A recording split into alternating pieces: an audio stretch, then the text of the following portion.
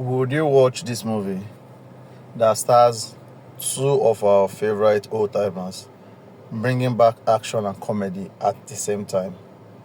Let's see what I have to say. So, as you can see, the movie is back in action. It's on Netflix and it's a 2025 movie starring Jamie Foxx here and Cameron Diaz over here. Now, let's go into character. Jamie Foxx, like you all know, is popularly known for Django and some other very hit movies. Cameron Diaz, if you've watched the original Charlie's Angel, yep, she's one of the Charlie's Angel. Jamie Foxx is no fresher to action. Neither is Cameron Diaz. Charlie's Angel was all about three ladies, seriously action movie. Now, we have them back in action. Let's check out what the plot is. So back in action is basically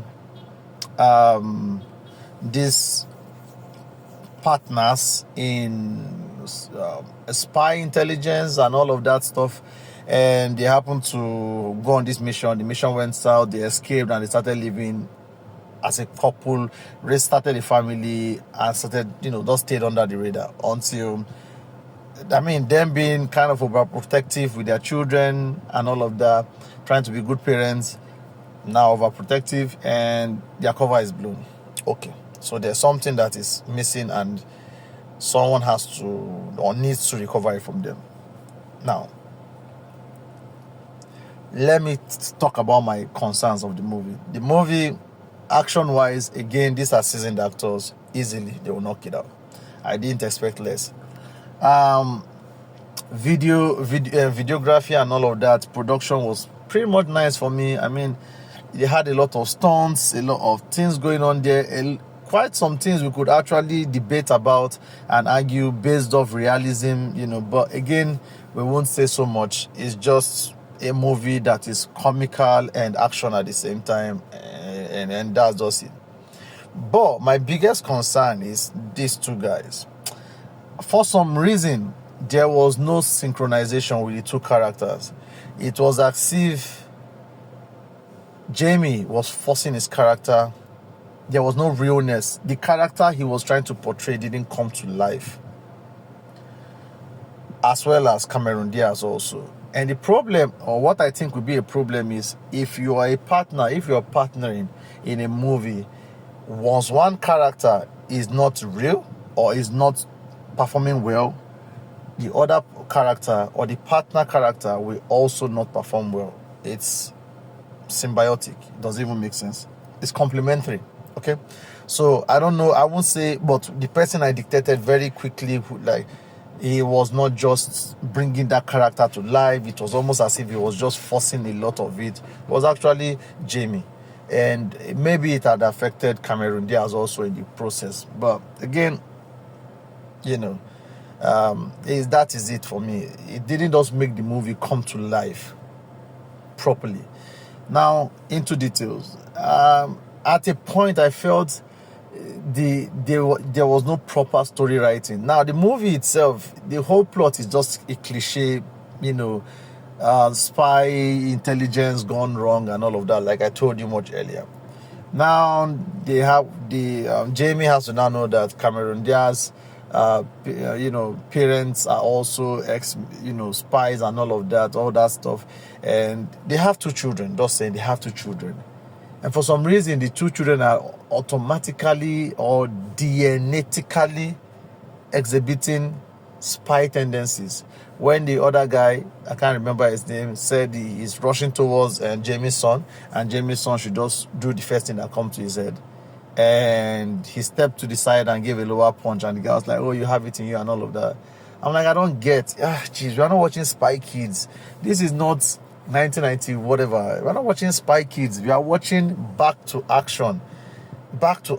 I really don't even understand why they made it a comedy action movie. It's supposed to be pure action movie, not smiles and humors everywhere and all of that. You really clearly stated it is back to action. Bring these characters back to life. I'm really sure that this was a very low performing movie. If you check the stats, it didn't perform to expectation of these two characters that we have already gotten to know.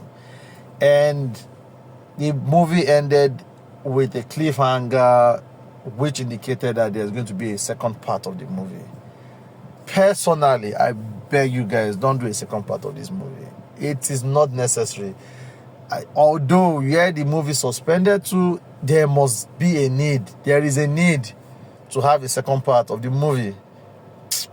But if I have my way, don't do the second part of the movie. Or take these reviews, work with them, and really execute a next part of the movie. Bring some real, I don't use the word dark, but bring some real dark action side of the movie.